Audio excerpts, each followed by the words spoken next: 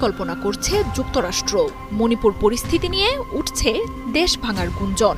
এমন পরিস্থিতিতে চিরপ্রতিদ্বন্দ্বী চীনের সাথে বৈরিতা কমাতে মরিয়া ভারত কয়েক বছর ধরেই বেইজিংয়ের সাথে আলোচনা চালাচ্ছে। দেখে মনেও হচ্ছিল হয়তো শি জিনপিংয়ের দেশটির সাথে সম্পর্ক স্বাভাবিক হচ্ছে দিল্লির। বিশ্বের অন্যতম দুই সামরিক শক্তির দেশ ভারত ও চীনের রয়েছে ৩,৪৮৮ কিলোমিটারের সীমান্ত।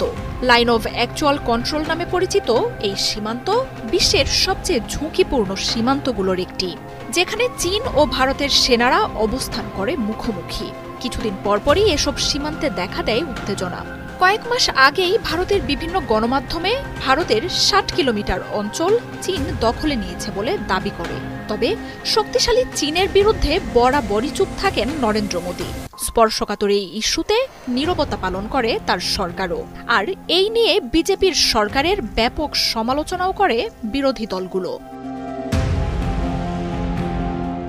এর আগে ২০২০ সালে লাদাখের গালওয়ান ভ্যালিতে চীন ভারতের এক রক্তক্ষয়ী সংঘাতে প্রাণ হারান অন্তত ২০ ভারতীয় সেনা। চীনের সামরিক শক্তি থেকে পিছিয়ে থাকা ভারত আলোচনার মাধ্যমে সংকট